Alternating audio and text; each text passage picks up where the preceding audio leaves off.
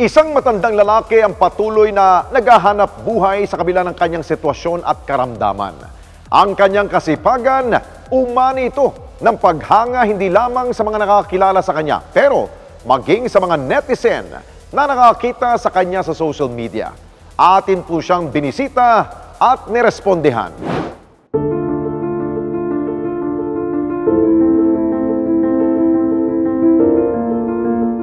Isang lalaking hirap sa paglakad ang nagtutulak ng kanyang kariton. Habang sa tabi niya ay isang rider ang tumutulong para maiahon ang naturang kariton sa isang paakyat na bahagi ng kalsada. Itong video na nakunan at naipost sa social media na umaani ngayon na maraming views, likes at heart reactions mula sa mga netizen. Ang rider na nakunan sa video, nakilala namin bilang si Anthony. Kwento niya, patungo sana siya noon sa kanyang tiyahin dahil sa isang emergency nang madaanan niyang matandang mangangalakal. Try po kasi na yun, ma'am, tumawag po kasi sa akin yung tiyahin ko para magpasama po sa akin kasi po nasa ICU po yung kapatid ng asawa niya. Nung time po na yun, medyo nagmamadali rin po. Kaso nadaanan ko po si tatay na nahihirapan. Tangalin tapat po. Ngayon, nadaanan ko na po yung si tatay, bali nalagpasan ko po yun. Tapos bigla pa ako napahinto, napatingin ako sa side mirror ko. Binalikan ko lang po si tatay, para nga po itulak po siya, nahirapan po. Panang matanda na, tapos mild stroke na din po yung katawan. Siyempre may lola at saka tatay po na ayoko na naman din po na makita ng ibang tao na ganun din po yung mga dadaanan lang po, hindi po tutulungan. So talagang tinulungan mo siya? Hanggang Bambi po. Hanggang Bambi, pagliko po. Kasi sabi niya po, magpapahinga daw po muna siya ron. Kaya, nung pagliko po namin, iniwanan ko na po siya nun.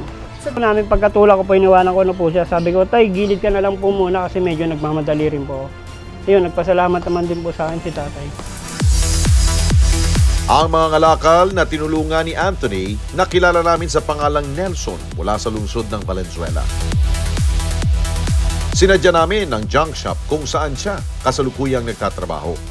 At nang makarating kami sa lugar, agad naming naispatan ang lalaking nasa video. Tulak-tulak ang kanyang kariton. Mapapansin na hirap siya sa paglalakad. Hinihila niya ang kanyang kanang paa habang nakatiklop naman ang kanyang kanang kamay. Sa kabila nito, malugod kaming pinaunlakan ni Mang Nelson ng isang panayam. Son de Guzman, 58. 58. Ano katagal na nangangalakal po? Mga 20 taon na. 20 taon na. Parang nakakaraos na ako sa buhay. Nakakaraos. Dati kung sa akong worker. Hirap man sa pagsasalita. Ibinahagi niya ang dahilan kung bakit siya nangangalakal sa kabila ng kanyang kondisyon at kung paano nawala sa kanya ang kanyang pamilya. Malit pa yung anak ko. Mga 3 taon. Bago kami naghiwalay yung asawa ko. Mga kumay pinag-awayan. 15 years na. Lalaki.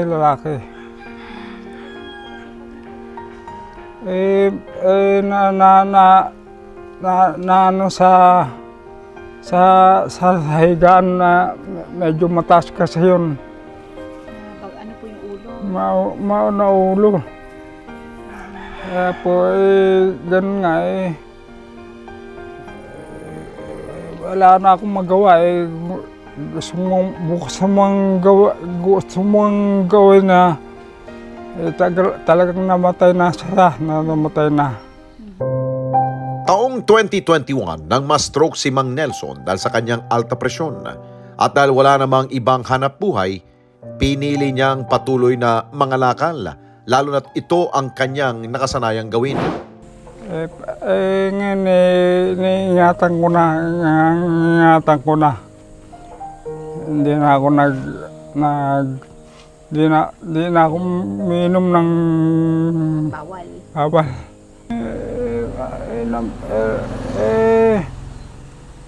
parang parang parang yung katawan ko parang nawili na pagka hindi ako nakakapag-exercise. Para ganyang ginagawa ko, nangangalakal ako, nanghihina ako. Araw-araw na makikita si Mang Nelson sa mga kalye ng Barangay General T. De Leon sa Valenzuela. Mula umaga hanggang hapon, nagbabahay-bahay para makakuha ng mga bote at ilang pangkalakal. Hindi alintana ang pagod at init ng panahon para kahit paano'y makaipon. Araw-araw sa Lorex, tapos ikot ako ng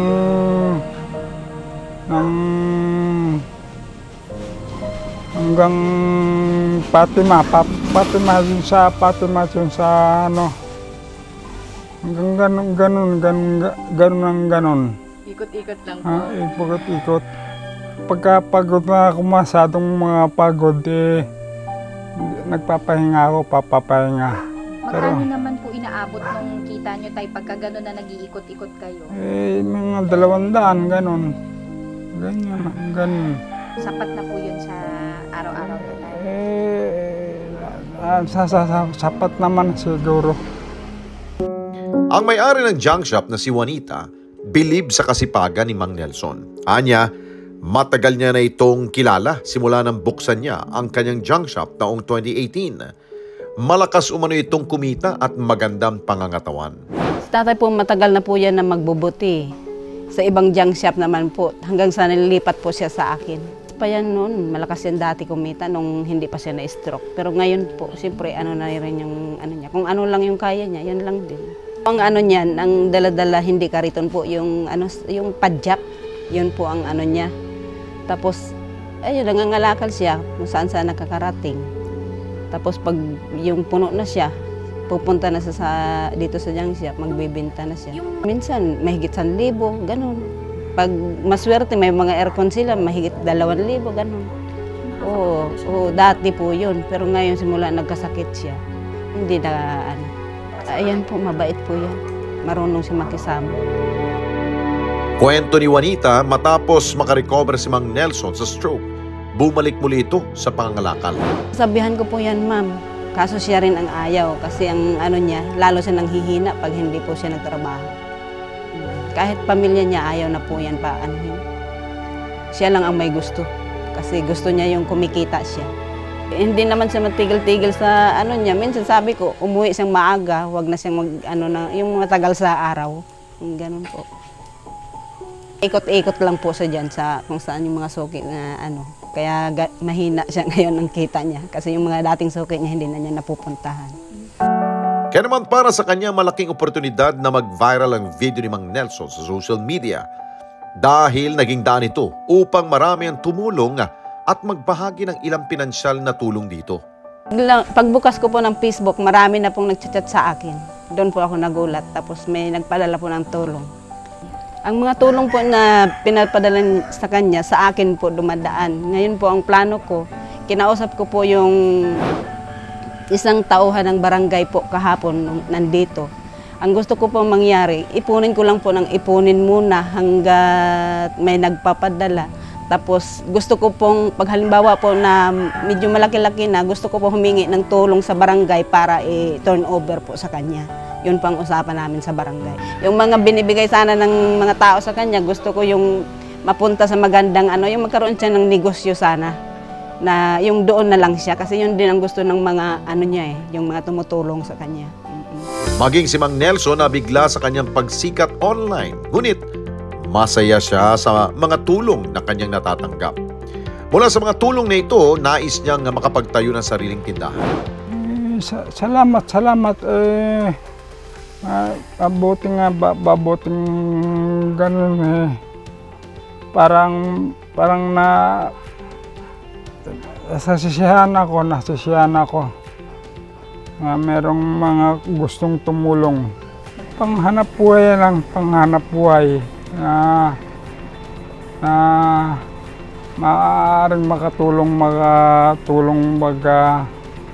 may sakit ako. Hanggang kaya ko pa. 58 lang naman ako eh. Diba? Wala pa naman akong 60.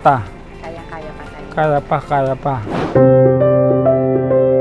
Ang responde ng programa kay Mang Nelson, dagdag na pinansyal na tulong para sa kanyang pangarap na tindahan.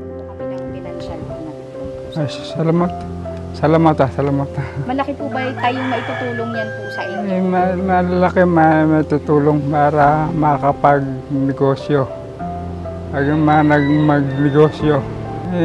Salamat na binagyan ako ng sa inyong panghanap buhay. Thank you, Tay. Thank you.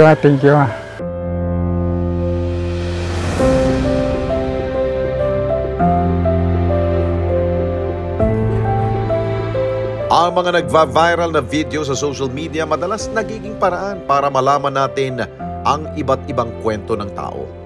Ang kanilang mga pinagdaraanan at lalo na ang kanilang mga pagsisikap. Mairaos at maituwid lamang ang kanilang buhay sa araw-araw.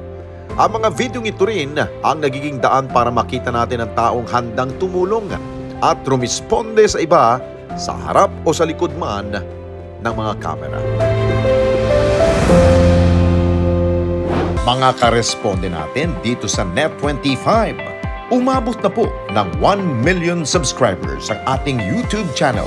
Kaya naman, masaya kami na ibahagi sa inyo na natanggap na natin ang YouTube Gold Play button. Dahil po yan sa walang sawa ninyong pagtangkilik sa mga programa ng Net25, lalong-lalo na po sa Responde Mata ng Mamamayan. Kaya naman, congratulations po sa ating lahat. Keep on sharing, mga karesponde. Gawin nating viral ang bawat content natin ng pagtulong at pagresponde sa higit na nangangailangan. Maraming salamat po sa inyong lahat. Mga kababayan, salamat po sa inyong pong pagsubaybay sa Responde Mata ng Mamamayan. Para mapanood pa ang iba pa naming pagresponde sa ating mga kababayan, i-click lamang ang subscribe button at i-follow lamang ang Net25 social media pages at Net25 TV.